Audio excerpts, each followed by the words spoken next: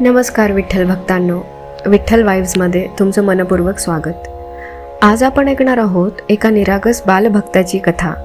अशी भक्ती ज्यामुळे साक्षात विठ्ठलाला आपल्या भक्तासाठी मूर्तीतून प्रकट व्हावं लागलं.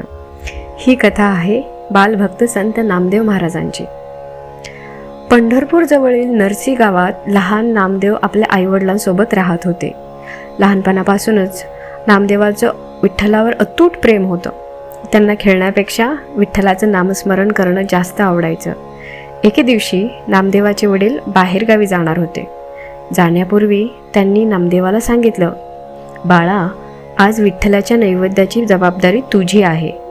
देवाला दूध अर्पण कर आणि मगच परत ये.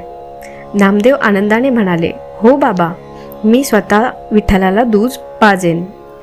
लहान नामदेव दूध घेऊन मंदिरात गेले. त्यांनी विठ्ठलाच्या चरणी दूध ठेवलं आणि प्रेमाने म्हणाले, विठ्ठला, हे दूध पे. आणि बाबांनी मला सांगितलं आहे की दूध पाजूनच माघारी यायचे. पण मूर्ती शांत होती. काहीच घडलं नाही. नामदेव पुन्हा म्हणाले, विठ्ठला, दूध पे ना रे बाळा. तरीही विठ्ठल शांतच राहिले.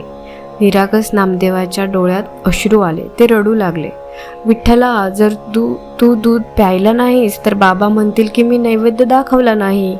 मला खोटं ठरवू नकोस. तू माझा मित्र आहेस ना. त्या निष्पाप हाकेत प्रेम होतं, विश्वास होता आणि निखळ भक्ती होती. आणि मग चमत्कार घडला. साक्षात विठ्ठल मूर्तीतून प्रकट झाले. त्यांनी प्रेमाने नामदेवाच्या डोक्यावर हात ठेवला आणि हसत ते दूध पिऊ लागले. लहान नामदेव आनंदाने म्हणाले, मला माहीत होतं माझा विठ्ठल माझं ऐकेल. यातून कथेचा संदेश हा एवढाच की देवाला मोठमोठ्या विधींची गरज नसते. त्याला हवं असतं ते निरागस मन आणि निस्वार्थ प्रेम. बाल नामदेवाची भक्ती आपल्याला शिकवते की विश्वास निरागस असेल तर देवालाही धावून यावं लागतं. आजची बालभक्त नामदेव महाराजांची कथा तुम्हाला कशी वाटली हे नक्की सांगा. अशाच विठ्ठल भक्तांच्या प्रेरणादायी कथा ऐकण्यासाठी विठ्ठल वाईबला फॉलो करा. तोपर्यंत विठ्ठल विठ्ठल, जय हरी विठ्ठल.